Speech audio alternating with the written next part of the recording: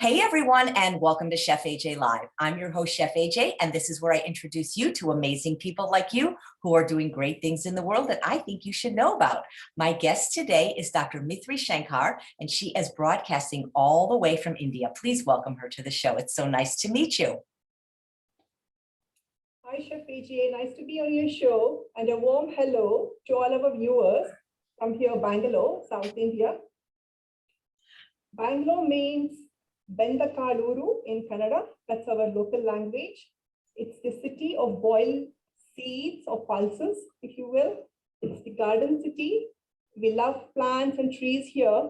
And the story goes that the warrior king here, while on a quest to expand his kingdom, got lost and came to this area, which has now grown into Bangalore. He knocked on the door of this old woman who offered him some boiled beans to eat, and therefore he established the city, called it Bendakaluru. These are the relics. I hope you can see the slides. These are the relics and the stone carvings here depicting the same. These are Sutti Lilva beans, Avarekalu. They belong to the flat bean family, the hyacinth bean. So today in my presentation, I will talk to you a little bit about nuclear medicine, just to orient you. What we will be covering today is nuclear medicine. I'm a nuclear medicine physician. That's what I do on my weekday job, and also try to share with you some of my weekend or hobby projects and how both of them have come together, connecting me to the core subject of interest here, lifestyle, particularly food. So nuclear medicine is basically functional imaging. It is beyond what meets the eye. We look at things which normal images like radiology, CT scan or MR cannot show or see. It's a specialty where it's a combination of both diagnostic aspects of radiology, cardiology, and therapeutic aspects of endocrinology and oncology, if you will. And most of the cases that we see are doctor referrals. They are specialty referrals. And not so frequently the patient approaches us directly. They usually come with a prescription or a test or some kind of a referral. We need special licenses to acquire these radioisotopes, which are administered into the body. You can see in this little picture here. And the isotopes are very organ specific. They go and stick to the organs we are trying to image, be it the heart, be it the kidney, be it any organ at a very cellular level. So you can image the body and look at the function of the cells. And it's not just the size or the shape or the texture. We look at each different phase. For example, this is a renal scan, a kidney scan, and we have different isotopes, DTPA or DMSA or MACD, which all look at different aspects of function of one single kidney cell, which is the nephron. One looks at the tubular function, the other at the perfusion, the other at the extraction, and then the excretory function, so on and so forth. So for example, normally in a CT scan, two kidneys might look alike in size or shape. However, on the isotope scans, there are mild differences in function, which could make decisions like which kidney to keep in times of, in cases like renal transplant and such, which one do we keep and which one do we donate, things like that. We do thyroid scans, again, allows us to differentiate between thyroiditis, autoimmune, or infection, or Graves' disease. We do Dopa scans for Parkinson's, and we do brain scans, FDG scans, which diagnose Alzheimer's. Parathyroid scans, if the calcium levels are missed. Again, all these are very organ specific. This is a PET CT scan, which forms the bulk of my practice. Mainly uses glucose analog, FDG, that's a glucose analog. It kind of mimics glucose and goes everywhere glucose would go in the body, particularly cancer. It's utilized at a higher rate in cancer cells. And so these scans mainly look for cancer spread. And here we have a patient, a lady, we are looking at a 64-year-old lymphoma case.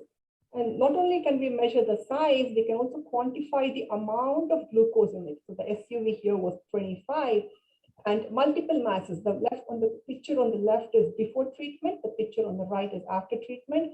And there was no surgery here, and you can see how well the chemotherapy has worked and almost completely disappeared after treatment.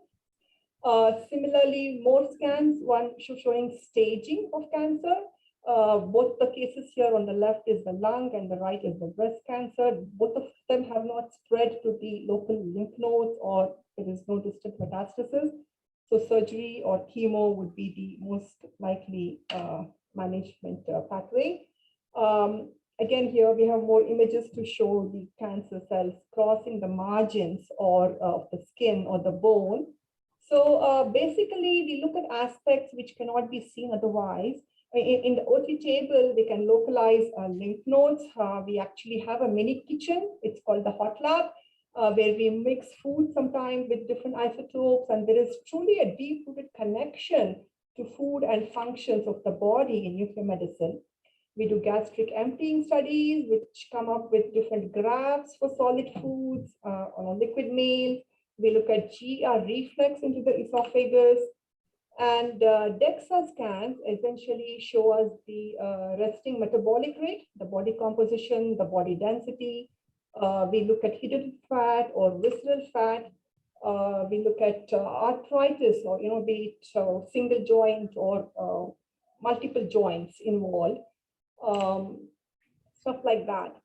So a brown fat, I think you've heard about this concept, brown fat, Chef AJ. Are you familiar? Yes, I have. Yeah, It's the more deleterious kind, correct?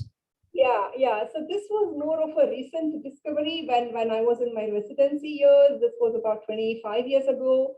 We would look at all these scans, and we really didn't know what was happening. I think it was in about 2003, this was discovered. The basis being they are rich in mitochondria, iron-rich mitochondria, and they play a very important role in body temperature maintenance. So it's almost like a hibernating gland, and it wakes up when the body temperature begins to fall. In a way, they can actually help you lose weight, a trivial amount, via the adiponectin activation, which is again found in higher concentrations. They talk about this in the Blue Zones project as well. So exposure to cold, increased levels of irisin, which again improves sensitivity of these scans. So we also see this when patients are shivering or they're too cold. These kind of things. It's almost like they also help eliminate toxins. So there are both. There is the white fat and the brown fat gets picked up on the PET scan. We do these special heart scans, which show the blood flow to the heart at stress, and at stress typically being exercise. It could be physical exercise, or it could be a pharmacological kind, where we give special medications, which does the same thing exercise does to the heart. Typically done for surgical clearance or risk stratification for medications and such. And this is one of the brochures or the PDF downloads on the WHO website. It classifies PET-CT scans and SPECT scans as number 1 and number 2 in under cardiovascular disease. And these are not in an alphabetical order. So these are the kind of scans we do.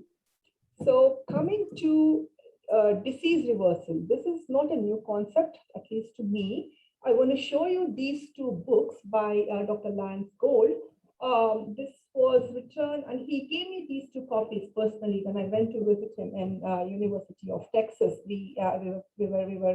I was practicing with the cardiology group in Lancaster, California, and we decided to purchase this scanner from him because we didn't have enough money to buy a brand new one, but the university was trying to upgrade their machine, and the old one was for sale. So this is when I went and met him, and we eventually ended up buying the scanner, which has been a part of the legendary Ornish heart trials. I never really knew I was going to be a part of this historic moment in medicine, even though very much in the periphery.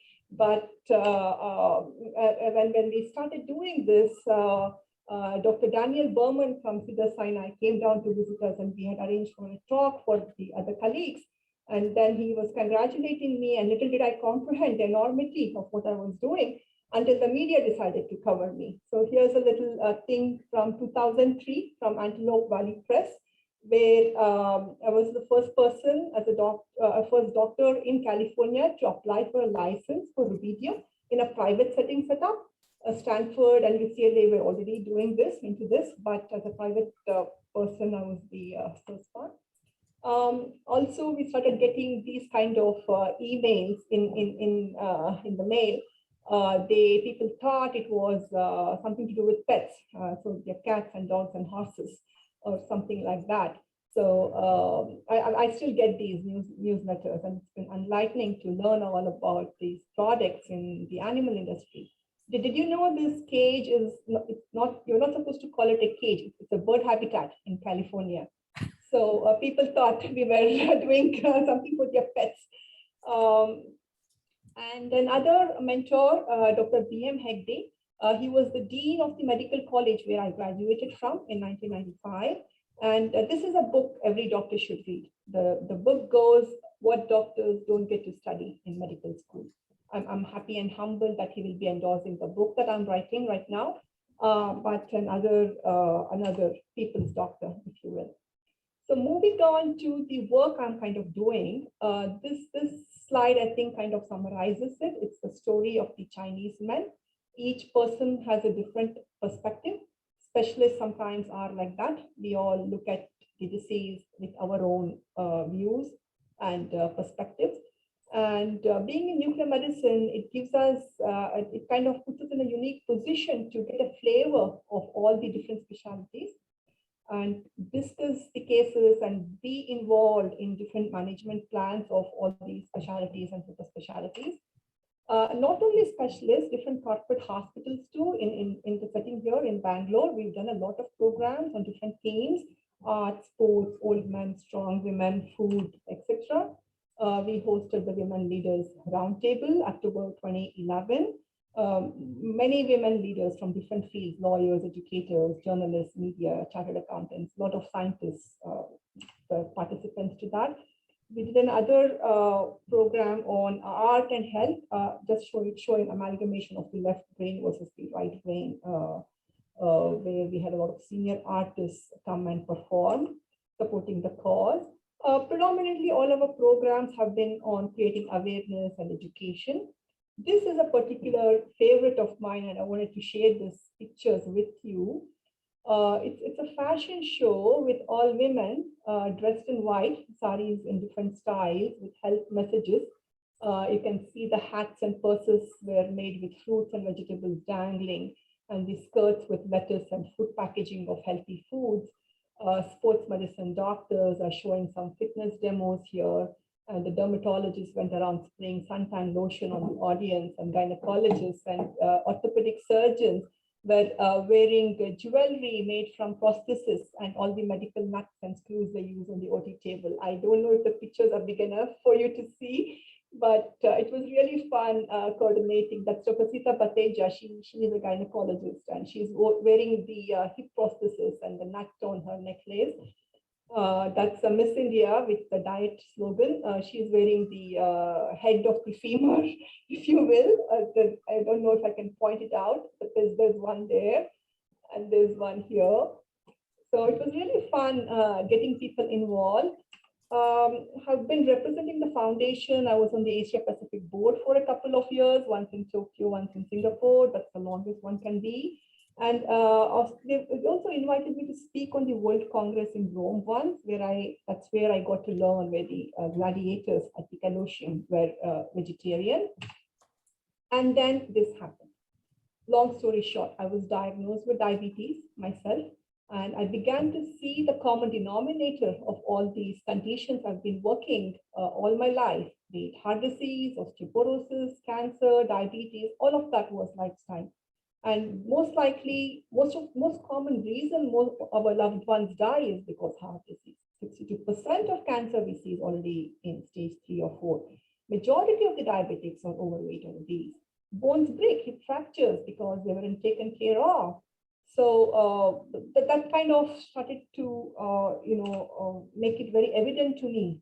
And my personal journey and my professional journey, that's when the common denominator came down to lifestyle. Dr. Ornish in one of the conferences was saying that he was learning yoga from a guru, and someone asked him, are you becoming a Hindu? He said, no, I'm an Andu. That's the name of his book, right? So that's when a bell rang. And then to me, I'm an Hindu and I'm an Andu after reading his book. And I'm a Brahmin, and I was raised in a very strict South Indian kind of a family. And there's a new concept. I'm not sure if you've heard of it before. It's the Madi Mailige Musre concept. It's in Canada. Basically, these are concepts which my contemporary colleagues in the US, when I was doing residency, would never really understand. We would do long calls, long nights. Early in the morning, there's hardly any vegetarian choices, right? I mean, other than vanilla ice cream and French fries, very few vegetarian items in the hospital cafeteria. So my colleagues would kind of dig into my food with their own spoons or forks, which are touched by their spit, and that's the concept I'm talking about. This doesn't exist in the Western, does it? I mean, if you have touched a spoon and somebody else is going to be using it, is that an okay thing? Mm-hmm. Yeah. So yep. Yeah, so that's not okay. That's never considered okay in the Indian context or the way we were brought up. That's called like the angel. And even if you're eating in an area where food has spilled, or even when our cooks come in to cook for us, they're expected to take a bath, wear clean clothes, sometimes wet clothes dipped in hot water. Even today on special occasions, the priest will not eat the food if it is not prepared in this meticulous way. It's called the muddy way. And now we have all this data about the gut microbiota, and it kind of makes sense, both of that coming together. And the circles in this ikigai, are you familiar with this, Dr. Shivpaji? So can I skip this? Ikigai? Yeah. So all the circles now to me mean, the vegetables and the fruits and the fats, and that's how I'm beginning to see these circles where ikigai, it's a Japanese concept of referring to having a direction or purpose in life and providing a sense of fulfillment towards which you want to take actions. And that's kind of the meaning we have founded the Green Foundation India, which I'll talk about in a bit. And the puzzles of the geometry, again, somehow fell into place in my mind.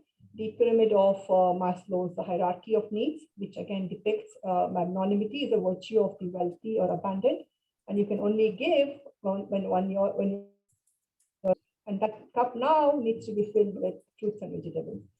So an apple a day keeps the doctor away, but I was the doctor now who's now been asking people to eat apples and keep the meat away, I guess. So this is our organic garden. It thrives as a foundation initiative. The Green Foundation India, we do a lot of community-based programs here promoting eco-friendly, sustainable living practices, garden arts and horticultural therapies, working mainly on 4 verticals: awareness, education, advocacy, and research. It kind of started more of a weekend project. The foundation was set up with the cash prize My Garden won, about ₹1 lakh rupees.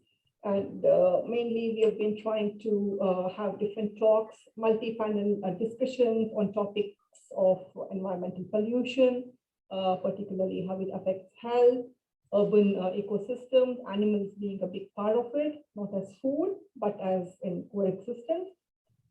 Food, carcinogens, adulterations, GMO, organic, etc. Trying to get the local authorities involved, the horticultural department director, the secretary of state pollution, board, politicians, professors from agricultural universities, etc. They've been part of these programs. Most of the programs are community-based and they're free. Sometimes nominally priced to cover the cost of the materials used in all these different topics. But they all have one thing in common. They all are focused on the sustainable goals of UN, goal 3, 11, 13, 15, and 17. We've had a lot of animal-friendly activities. We did some training classes for the dogs with special needs, sensory motor integration, building birdhouse workshops for children, sparrows. These are birds which have become now extinct, kind of becoming very rare at least in the city of Bangalore here. And different birds have different types of nests. So we had these bird specialists come in and teach the kids how to make different bird houses and stuff. There's always been bee-human conflict in urban habitats. So we've had a few workshops on beekeeping and education. There are special species of honeybees specific to India. We've had a chance to work with the Indian cows. There is something called the Jivamruta. It's a microbial concoction used from cow dung, basically bullshit. It kind of feeds the soil microbiota. It's bottled into recycled PET bottles and sold in our garden groups. And all the proceeds go back to the temple which house these cows in their goshalas, which is basically a cow house within the premises of the community congregations for worship. That's my garden, some flowers from my garden. David Rogers was a researcher in Barcelona Institute for Global Health and Colorado State University, the lead author of the study, which was published in Lancet Planet Health in collaboration with the World Health Organization. Specifically, the research team found that for every 10% increase in vegetation that's within 16,000 square feet of your house, your probability of death drops by 4%. So these are again some colorful pictures I wanted to share. Horticultural therapy, that's a new concept. Forest bathing has entered the spotlight in a nature-oriented therapy way. Some doctors are writing park prescriptions, and it's kind of a very spiritual practice to do. In India, Devarakadu, in Karnataka especially, that's a concept where there are special areas of forest, small areas of forests which are cultivated to nurture wild and natural plants and herbs to grow. Almost every house or every small farms, they have these tiny areas. It's called Devarakadu. So that's something I wanted to mention. This is an aerial view of the green hub. That's our foundation, and that's the garden. What you can see here are little things I wanted to mention is the river rock bed, which acts as a acupressure kinesthetic walk when you walk on that barefoot. We have a little basketball court with the brick markings as per standard dimensions, which again multi-purposes for exercises, lunges, kicks, etc. with my personal trainer. And some different steps have different heights, and there's yoga space and also the open air room there that could be where I would do consultations or group sessions. That's what is once Corona and things open up. Horticultural therapy, we've done some workshops for these kind of fairy gardens during the festival Dasara. It's almost falls during the fall break, I think. And it's a festival just like in Christmas, the Indian homes, they display a lot of dolls and toys. And this was one way to bring the greens indoors and decorated with little cute fairy thingies for children to participate and put it on their shelves during the display. We've had workshops on hydroponics, kokedama, bonsai, microgreens.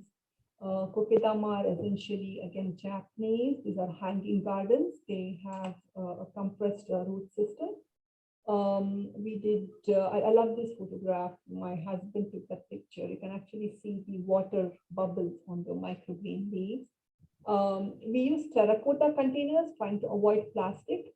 And clay modeling, that's again for the Ganesha Festival, again eco-friendly, avoiding the paints and the burden to the lakes which that would bring. So Ganesha Festival, it comes typically after the monsoons. Generally, the rivers are polluted due to heavy rains. And these idols are worshipped with 21 different varieties of herbs, with some medicinal properties. And they're immersed into the rivers or water, which also has a purifying effect. So these are workshops where kids with the parent, it's like a mother and child thing, they could come and learn and do this.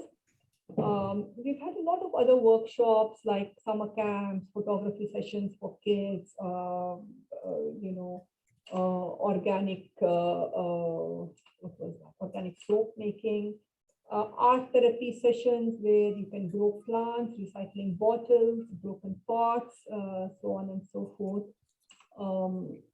Again, recycled wood into birdhouses, tiles and mirrors into mosaic art, wines into wreaths. We've partnered with other like-minded organizations and schools, made and distributed seed balls. Research also now shows that folks who have pets and get their hands dirty in soil have a better immune system and healthier gut microbiota.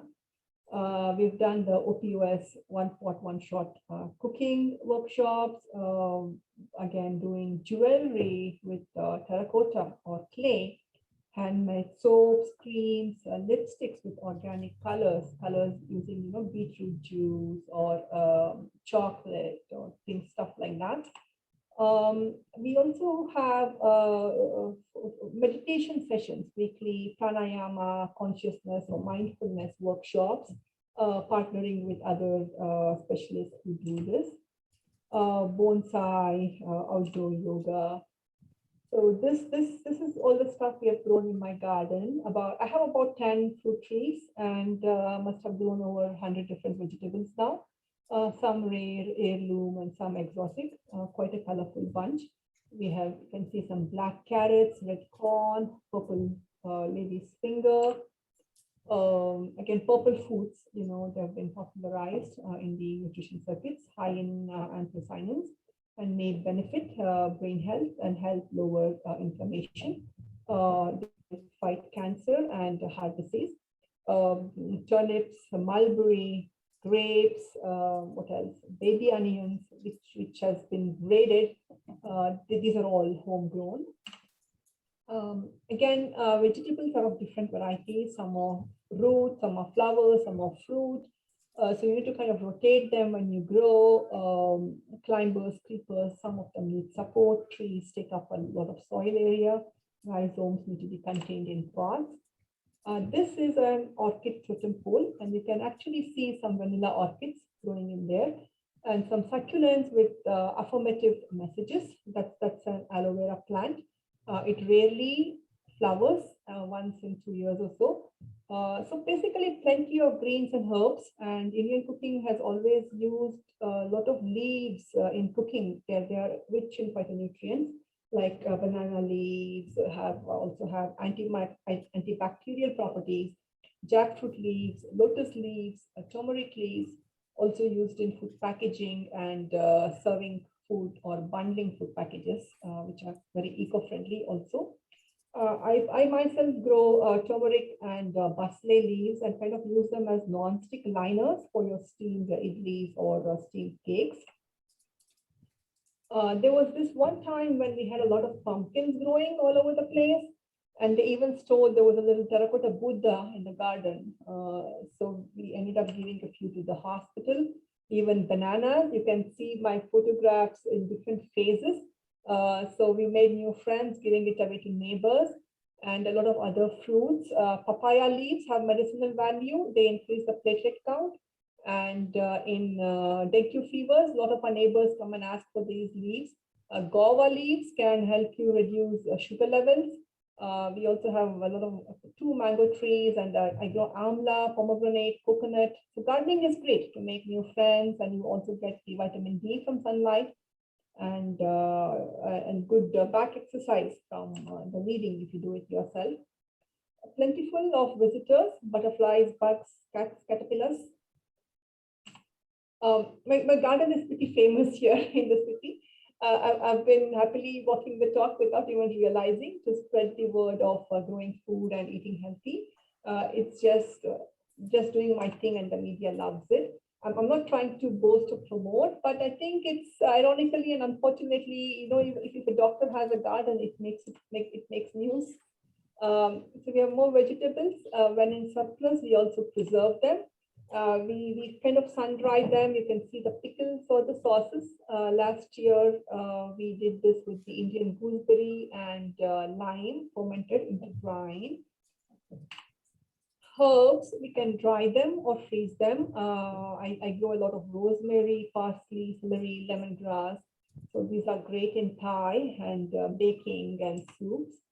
One time we do a lot of ginger, turmeric, pepper. These are all annual crops. They come once in a year and they last me for more than a year. There's a special process for turmeric. You boil them you boil it in water and then you air dry them. So what's your poison? That's the question they ask, right? So I'll ask you, what's your amrit? Amrit is a Sanskrit derivative. It means a potion for immortality. So what would you choose? Oh my God. I don't, of the drinks that you're showing, they look beautiful. The one on the lower right is that the color just gets me. I would love that one. Yeah. Most of these are vegetable juices, and I kind of combine them with the superfood. It could be microgreens, or it could be turmeric, or the purple color is from an Indian food. It's called the jamun, or nerle hanu, and sometimes beetroot, amla, spinach, mint, basil. So it's basically you're trying to combine a vegetable juice, lots of vegetables, a little bit of fruit for the sweetness, and some superfood in there. So that's the whole logic to be juicing. And cooking techniques, I think you are a pro in this. This is just my little attempt where we're trying to bake fruit and air fried snacks, savory donuts, which are very typical to Indian cuisine. More fresh homemade bakes, pizzas, and soups, all made with whole wheat flour, not maida or all-purpose flour, and no additives. Again, this is our guilt-free grazing station. Oats, granola, nuts, almonds, or fox nuts. Fox nuts are basically lotus seeds, makhana. Lotus is the national flower of India. So these are again like popcorn, and they're delicious. You can flavor them and use them. Most of the cookies were again made with jaggery. Jaggery again is a precursor to sugar. Do you use jaggery? I don't. I'm completely sugar-free. I only use fruit, like dates. Yeah. I do that too these days, but for myself. But when we make for the kids, cookies and stuff, jaggery is much better alternative, and it also has more nutrients. It's not as refined as sugar, so that's the healthy thing. Can you? I've never seen it. Can you get jaggery in the United States? I think you would, but you need to look in the Indian stores. Absolutely, I think so. But look for the sulfur-free kind. There is a processing chemical which they use. So if at all you want to use jaggery, you get two types. There's a liquid form, and there is a molded, like a rock form, and there is a powdered form, which is essentially powdered from the rock form. But what you need to look for is going to be sulfur-free. That's the key component there. These are again some dry chutney powders, great for travel. Basically, dry lentil mixes. Again, copra, which is dry coconut. That comes to me from my parents' garden, which is again organic. And the curry leaves are from mine. More air-fried snacks, the chaats. They're also healthy if you air-fry them. You can make them on an everyday basis. More food stuff. I put in a lot of food pictures because I was talking to a chef today. One of my very few set of slides where it's having all of food and colorful things. So we have baked samosas and vegan cake, and date, and that's a sweet again made laddus with date and no sugar and no jaggery. So kind of very specific to the Indian palate. Homemade peanut butter, crackers, and the pasta, when all different people in the house have different needs, this is what we do. You get these dividers and this small pressure cooker, so everybody could choose what color type of pasta they want. I'm just showing to reiterate that it's been important to build skill power also to understand how to cook, not just willpower. So that's what I wanted to show. So again, India, it's a famous curry land, but I think the chutneys are healthier than the curries. That's why I put this. Typically made from locally sourced fresh ingredients like ginger, turmeric, and a lot of pulses, peanuts, and stuff. So chutney in Sanskrit actually means to lick. It's a flavorful dish, and the story goes that the 17th century Mughal Emperor Shah Jahan, he fell sick and he lost his taste, and he asked his hakims and the doctors to make him something spicy and full of flavor. So that's when this kind of started. And there's a famous food historian here, Pushpesh Pant. He says that chutney is the coarse paste, and it's possibly the oldest form of food prepared by man ever. So I think that's traditionally used quite a bit in India. And there was another context I read when I was just putting these slides together. In India, women somehow tend to eat after the entire family is fed.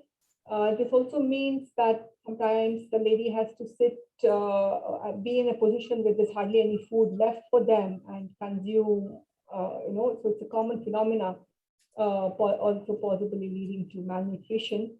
So that's when they would make these quick chutneys to have it go with rice or roti quickly. So I think, yeah, that's my family, my parents and my in-laws last Diwali. My father-in-law, he is 92. Last month he celebrated his birthday, and recently he was sick. And when he was recovering, he asked me a very profound question. He said, I've done everything right in my life: eat, exercise, pray, community service. Why is this happening to me? And in his book, library of books, I have seen books on lifestyle and healthy cooking oil and all the good stuff which we preach about. And I know he has practiced diligently. And here I was at the age 49 with the HbA1c of 7.8. So now my motto is be fit at 40, strong at 60, and independent at 90. So yeah, another lesson which I thought I should share. Now again, the plate, the main key lesson is the roti goes on your smaller triangle. So if you want to get a second roti, you need to fill the other sections too. So have a game plan for you to fill your plate right. And we tell this to my patients, you're like the CEO of your kitchen. You take responsibility and ownership of health of yourself and your family. It lies in your hands.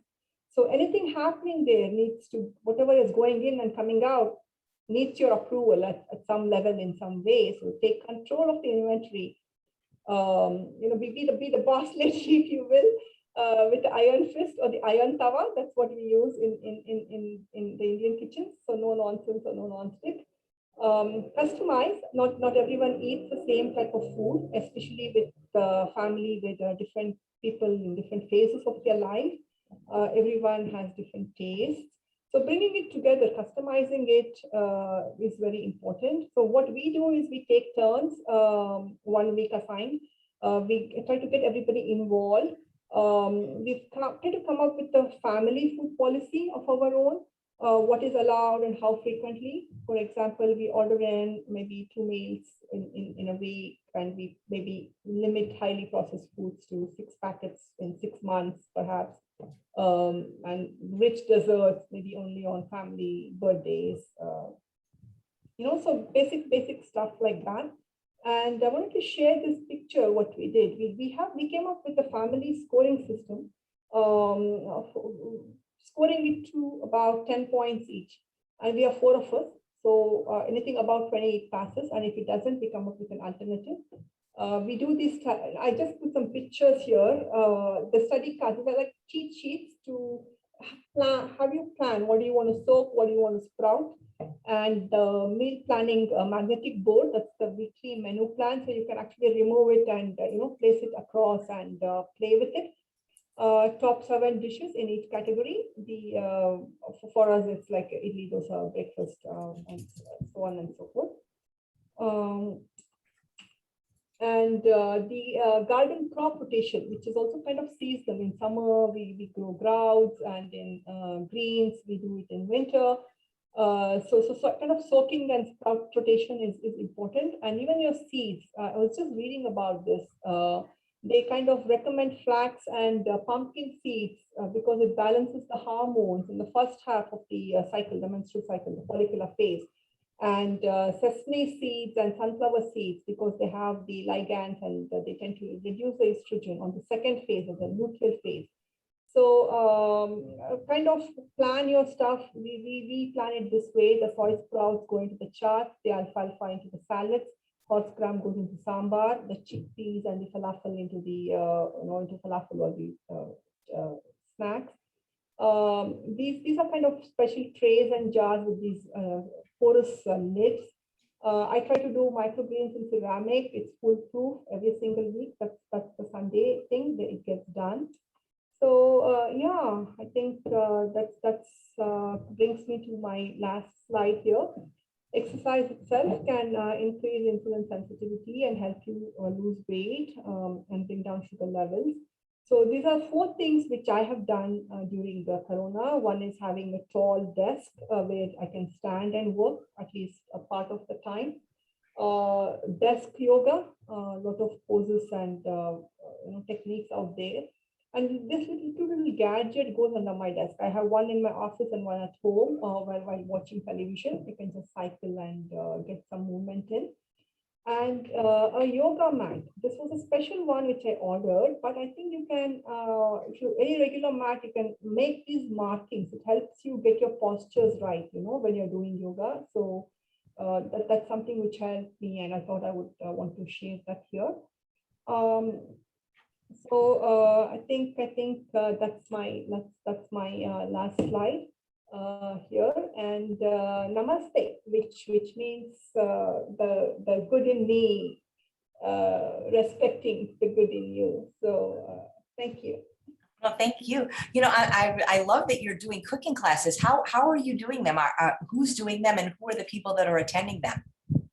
We've done a couple actually, that too, just friends asking, and more than a cooking class, it's more like a wellness session.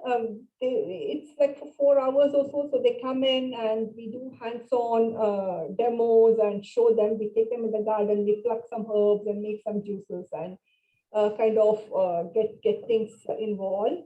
We haven't done, maybe 2 or 3 times I've done just before Corona started, and it's been specific to when our own friends ask, or they come up, it's been more like that. It's not more of a weekend project, if you will, but not really a cooking class, but more of a structured wellness. What kind of cookware to use, where to buy, how to process, throw away your plastics, get things like, we start like that, then show them how to grow microgreens and what kind of herbs grow where and what herbs can you use in which kind of dishes.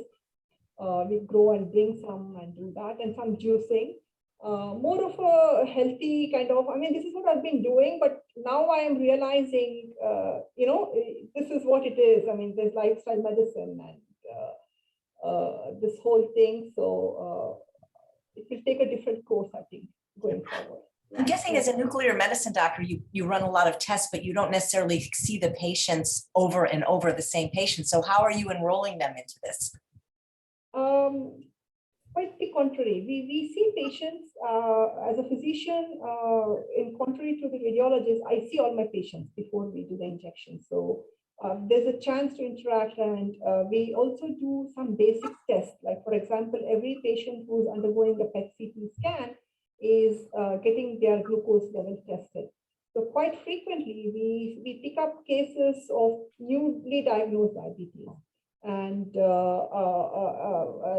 before I talk about in my book, that's how the book started, because many cancer patients ask me, why am I getting this? I'm not an alcoholic, I don't smoke, I'm 32 years, I'm hale and hearty, but there's no family history of cancer. Why am I getting this?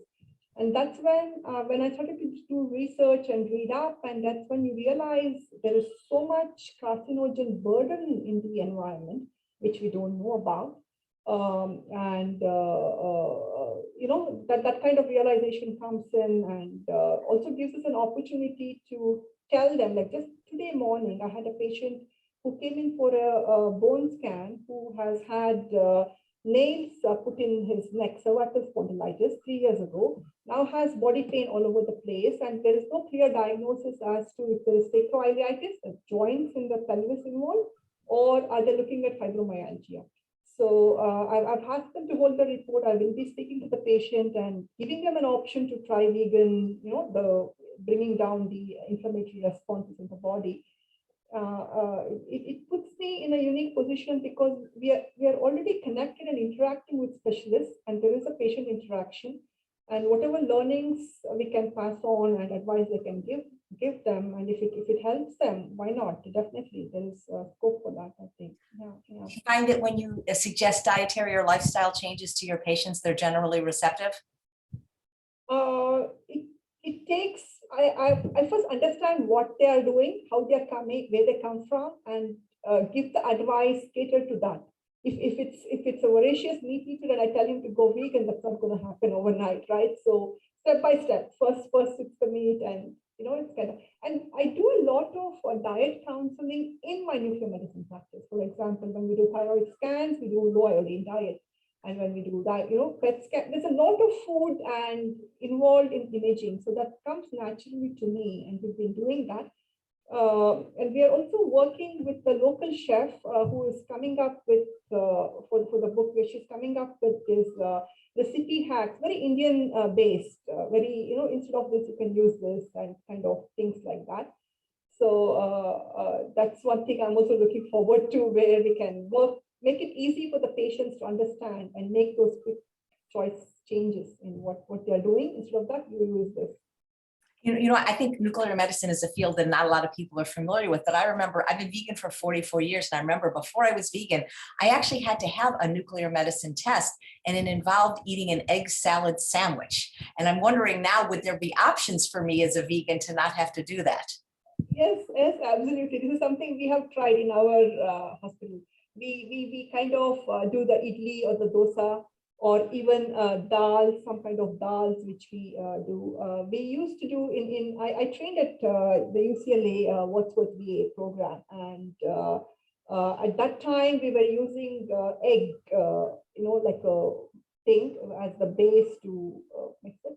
But definitely there are specific Indian for both solid and semi-solid. We have a lot of vegan choices, no issues there. Yeah. That's fantastic. Do you find that a lot of your fellow physicians are becoming more interested in lifestyle medicine? And are you in any of the organizations, say like the Indian College of Lifestyle Medicine?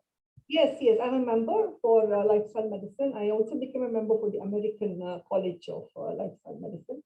I think in the book I'm writing, I'm also inviting participation from the specialists. Like there are about 40 specialists, few surgeons, few orthopedician, gynecologists talking about menopause.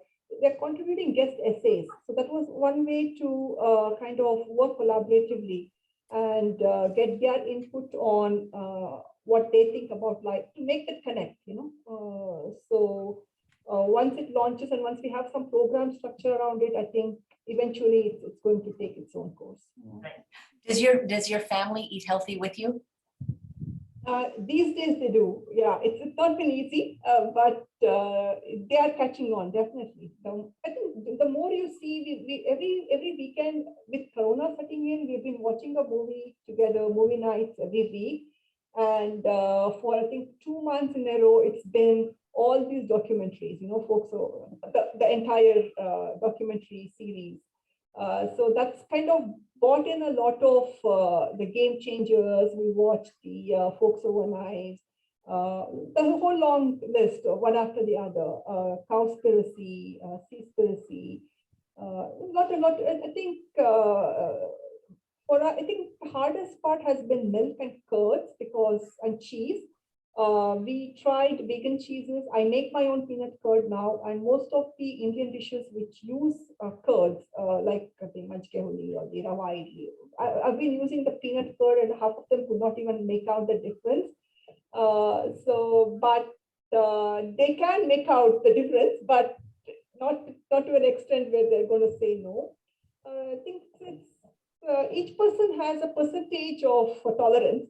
So, but we've made having salad a compulsory thing now. We have a bowl at lunch and dinner. We juice every morning. So I think the more the better taste they get without the sugar. Even if you give them a little sweet now, it's too sweet. But it's that kind of thing.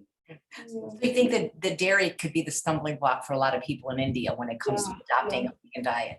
Yeah, absolutely. I think that's you have it with your tea, you have it with your coffee, and there has to be, especially South Indian. We love our curd rice. I've been working, trying to help my mom too. She's been a diabetic, so I've been trying to do the peanut curd and go give it to her and get the feedback and stuff. But we instead of just sticking to rice with 2 items, we stick to doing like 1 chapati and 1 rice and have multiple accomplishments with that. So that's helped also.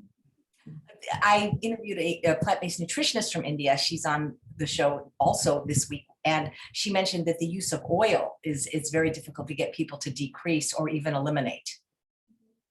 Yeah, especially if you have help, which I do if I have a cook or something. So I kind of ration it. I hide the oil bottle in the other side so they don't get access to that. The whole concept is when I don't use oil at all, even for the tadka or the seasonings, just a hot pan, it works perfectly fine. Even if you oil we use metal or iron pans, right? So oil the vessel, not the food. That's kind of, especially if you're making dosas and stuff, it's the oil is mainly for the utensil or the vessel that you're using, and not so much for the food, just to get the texture and the non-stick effect of it. We've gotten into a lot of healthier baking, air frying. I think these are great alternatives. You cannot even make out, especially the pani puri golgappa shelf which you get. Air fryer is fantastic. I love the air fryer. Why do you even have to fry it? You don't get it. Some of the papads and some things, yeah, you have to fry, but a little bit is okay. Once in a while, I think is okay. Baking is also very good. We bake a lot of vegetables which otherwise wouldn't get that crispy texture. So understanding these alternative cooking techniques, once you get the hang of it and train your staff or train them to the extent where they can do, and then take it over, and then it kind of getting that going is the key, I think. Yeah. Well, it's just inspiring that so many doctors in India are learning this and sharing it with their patients and their fellow doctors. I love that your book is combining traditional medicine with ancient wisdom. When can we look forward to this book? A couple of publishers are looking at it, so hopefully by New Year's, I hope. I don't know. This is the first time I'm writing, so I don't know what the process is or what to expect out of it. But I'm happy that a lot of specialists are contributing essays, because in one go you can get a perspective of a heart surgeon, a brain surgeon. Everybody is talking about what they see. So that's been quite enlightening to me also as a doctor. Even I didn't know so many other specialties. We're all in our own field, right? So it's been a very learning journey for me, I would say. Yeah. Does the book have a title, and will it be available in English? It is in English. We have a working title. I don't have the name, final name yet. Something in terms of like heal within, or something to do with reversing diseases using lifestyle medicine. So basically, I've structured it to give them some knowledge of what is happening and some insight why it's happening, and maybe some skills how they can do things better, and some fear factor of coming from the specialist. Oh my gosh, all this can happen if I don't take care of myself now. So kind of weaving it to that. And in the last few chapters, see, even modern medicine has its own limitations, right? I mean, uh, I have personally seen sometimes Ayurveda or acupuncture or acupressure or homeopathy work. There are certain things. It could be possibly the placebo effect, but it sometimes it isn't. It does work. So correlations and essay contributions, even from specialists outside the scope of modern medicine, is they're all talking about what is really good, what can top 5 things which Ayurveda is good, or top, things like that. So it's a holistic view of not just modern medicine, but also other alternatives which could possibly work if you would want to give it a try. As I'm interviewing these experts in India, I'm finding many people live in multi-generational households with both their parents and their children. And I'm curious, who has more resistance to healthy eating, the older generation or the younger generation? Yeah, I think my parents were very naturally healthy eaters than myself. My kids, they all have their tendencies. They have their own. Certain people like certain things, but generally, I think as a lady of the house, or you are taking more control naturally. I mean, it's not that everybody has equal responsibilities. I have 2 boys, and I always encourage them to take turns and share, and not to be biased in any way. But some people have sweet tooth. Some people like crunchy, savory things. So limit that in its own sense. That's what I try to. You don't have to be 100% off not eating it, but just limit it and know what you're taking and what you shouldn't be taking too much of. Kind of just being so very conscious about it. And definitely, and these days all this Swiggy and all the delivery things have started. I think that is. I was going to ask you about how prevalent processed food and fast food is. Because there are some people that, like me, that I can't moderate. Like, I can't have just a little, so it's easier for me to have more. Yeah, absolutely. And especially, it's so easily accessible. With the touch of the button on the phone, you have the food at your doorstep, and you have so many choices. There is no limit to choices. And once you buy it from outside, it's impossible to control the quality of the food in terms of the fat they are using or the techniques they are using.